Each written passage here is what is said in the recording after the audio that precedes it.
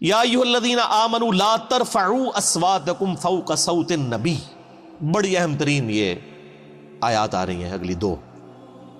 اے ایمان والو، اپنی آوازوں کو مت بلند کرو نبی صلی اللہ علیہ وآلہ وسلم کی آواز سے. وَلَا تَجْهَرُوا لَهُ بِالْقَوْلِ كَجَهْرِ بَعْضِكُمْ لِبَعْضٍ، اور آپ صلی اللہ علیہ وآلہ وسلم کے ساتھ اس طریقے سے اونچی آواز میں گفتگو مت کرو جس طرح تم آپس میں ایک دوسرے کے ساتھ کرتے ہو. آپ صلی اللہ علیہ وآلہ وسلم کا ایک پروٹوکول ہے، ان تحبط اعمالکم وانتم لا تشعرون، کہیں ایسا نہ ہو کہ تمہارے اعمال برباد کر دیے جائیں اور تمہیں خبر بھی نہ ہو. نبی علیہ السلام کی موجودگی میں آواز بلند کرنا یہ اتنا بڑا جرم اور گناہ ہے کہ اعمال بھی اکارت ہو جائیں گے اور تمہیں یہ پتہ بھی نہیں چلے گا کہ تمہارا بیڑا غرق ہو چکا ہے. اور یہ آیت آپ کو پتہ ہے کن لوگوں کے بارے میں نازل ہوئی ہیں جو اس امت کے سب سے بہترین لوگ ہیں؟ حضرت ابو بکر اور حضرت عمر رضی اللہ تعالی عنہما. یہ ان کو اللہ تعالی نے دھمکی لگائی تھی. تو سر ہم اور آپ کس کھیت کی مولی ہیں سر؟ اس کے کانٹیکسٹ میں صحیح بخاری میں امام بخاری ایک حدیث لے کے آئے ہیں. اسی چیپٹر کی انہوں نے ہیڈنگ بنائی ہے، کتاب التفسیر چیپٹر میں صحیح بخاری میں، اور ایک حدیث لے کے آئے ہیں. اور حدیث کے الفاظ ہی بہت رقت انگیز ہے. عبداللہ ابن ابی ملیکہ تابعی کہتے ہیں قریب تھا کہ اس مخلوق کے دو بہترین افراد تباہ و برباد ہو جاتے، یعنی ابو بکر اور عمر. وہ تباہی کے دہانے پر پہنچ گئے تھے جب انہوں نے رسول اللہ کے حضور آپس میں گفتگو کرتے ہوئے اپنی آوازوں کو بلند کیا. رسول اللہ کے ساتھ بدتمیزی نہیں کی سر، پوائنٹ ٹو بی نوٹڈ. آپس میں گفتگو کر رہے تھے نبی علیہ السلام کی موجودگی میں. اور پھر امام بخاری نے نقل کیا کہ بنو تمیم کا ایک وفد آیا تھا، تو نبی علیہ السلام کی عادت تھی جب بھی کوئی قبیلہ اسلام قبول کرتا تھا نا تو اس قبیلے کا کوئی نہ کوئی امیر مقرر کر دیتے تھے تاکہ بعد میں کمیونیکیشن صرف امیر کے ساتھ، قبیلے کے سردار کے ساتھ ہو. تو حضرت عمر کا مشورہ تھا کہ ایک شخص تھا اقرا، اس کو امیر مقرر کیا. تو حضرت ابو بکر نے کہا کہ نہیں، یہ شخص اتنا مناسب نہیں ہے. یہ جو دوسرا شخص ہے نا، قعقاع بن عمرو التمیمی، یہ بہت بہادر تھا، جس کے بارے میں حضرت ابو بکر کہا کرتے تھے نا یہ 1000 بندوں پہ بھاری ہے. اسی کو خالد بن ولید کے ساتھ جنگ یرموک کے لیے بھیجا تھا، اور قادسیہ کے لیے بھی بعد میں. قعقاع بن عمرو التمیمی. تو حضرت ابو بکر کا مشورہ تھا قعقاع کو جو ہے نا یہ امیر مقرر کیا جائے. تو حضرت عمر نے کہا کہ ابو بکر آپ ہر مسئلے میں نا یعنی میرے ساتھ اختلاف کرتے ہیں، میرا مشورہ جو ہے زیادہ مناسب ہے. بس آپس میں تلخ کلامی ہو گئی. نبی علیہ السلام بیٹھے ہوئے تھے، آیات نازل ہو گئی کہ نبی کی موجودگی میں آواز بھی بلند کی نا تو بیڑا غرق ہو جائے گا. اچھا، حضور کے ساتھ کوئی بدتمیزی نہیں کی آپ کی موجودگی میں.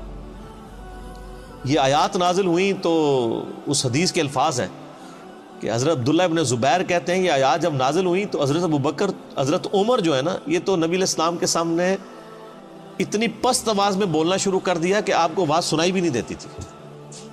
سرگوشی میں بات کرنی شروع کر دی. ڈر گئے سر، ایمان والے ڈر جاتے ہیں نا. حضور کے ساتھ جب بات کرتے تھے تو سرگوشی میں، اور حضور صلی اللہ علیہ وسلم کہتے تھے اونچا بولو مجھے سمجھ نہیں آ رہی. یہ بخاری کے الفاظ ہیں. اتنا ڈر گئے. تو اگر نبی علیہ السلام کی موجودگی میں آواز بلند کرنے سے ابو بکر اور عمر کے اعمال برباد ہو جائیں تو نبی علیہ السلام جس بات کا حکم فرما دے اس حکم کی کو مخالفت کر دے، اس کا بیڑا غرق نہیں ہوگا. آج ہم کسی کو بتائیں کہ بخاری اور مسلم میں نماز کا طریقہ یہ لکھا ہے کہ نبی علیہ السلام رکوع میں جاتے وقت، رکوع سے اٹھتے وقت رفع الیدین کرتے تھے، اور تم بھی اسی طریقے کے اوپر نماز پڑھو. اور وہ کہے جی میرے بابا جی یہ کہتے ہیں، میرے عالم صاحب یہ کہتے ہیں، میرے ابا جی تہنج پڑھ دینے، تو اس کے اعمال بچ جائیں گے.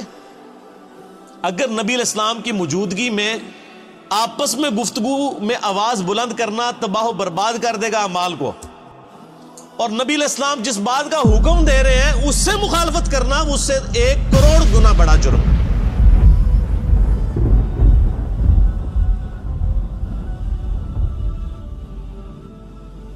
ایک چیز آپ نے حکم فرما دی، اس سے مخالفت کرنا دین میں یعنی جتنی بھی چیزیں وہ اس سے بڑا جرم ہے.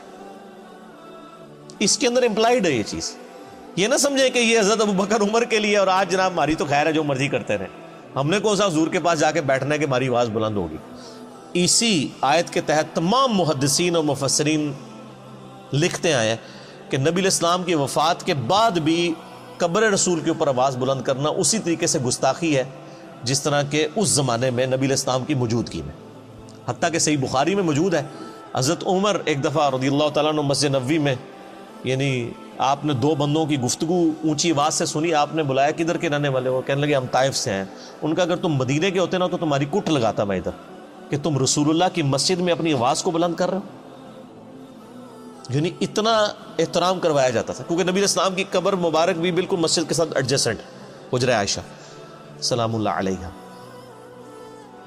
اسی لیے تمام مفسرین ایون ابن کثیر کو اٹھا کے دیکھیں, اسی آیت کے تحت انہوں نے لکھا ہے کہ یہ نہ سمجھے کوئی کہ نبی علیہ السلام جب تک دنیا میں موجود ہے, نہیں, آج بھی قبر رسول پہ کوئی شخص اپنی آواز بلند نہیں کر سکتا. اور آپ کو حیران کن بات بتاؤں, یہ سورۃ الحجرات کی آیات روضہ شریف کے اوپر آج بھی لکھی ہوئی ہیں. سر یہی دو آیات, آیت نمبر 2 اور 3, یہ لکھی ہوئی ہیں روضہ شریف کے اوپر, ایگزیکٹ جالیوں کے اوپر. جب حضرت ابوبکر عمر نے نبی علیہ السلام کے بارے میں اتنی احتیاط شروع کر دی نا تو پھر اگلی آیات بھی نازل ہو گئی. ان الذین یغضون اصواتهم عند رسول اللہ, بے شک وہ لوگ جو اپنی آوازوں کو دھیما رکھتے ہیں رسول اللہ کی بارگاہ میں. اولئک الذین امتحن اللہ قلوبہم للتقوی, یہی وہ لوگ ہیں جن کے دلوں کو اللہ نے پرہیزگاری کے لیے چن لیا ہے. یعنی پرہیزگاری کا کرائٹیریا ہے تعظیم رسول صلی اللہ علیہ وآلہ وسلم.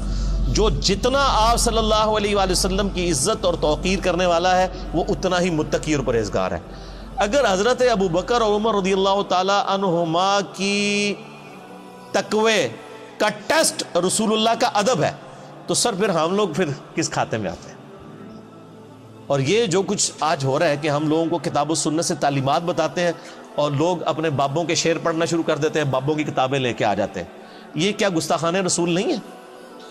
یہ بھی اسی لیول کے بلکہ اس سے بڑے گستاخانہ رسول ہوں گے کہ اگر یہ نبی علیہ السلام کی موجودگی میں آواز بلند کرتے, وہ چھوٹا جرم ہے اس مقابلے میں کہ آپ کوئی حکم دیں اور آپ کہیں جی میں نے تو اس پہ نہیں چلنا, میں نے تو اس چیز پہ چلنا. بہت بڑا لمحہ فکر.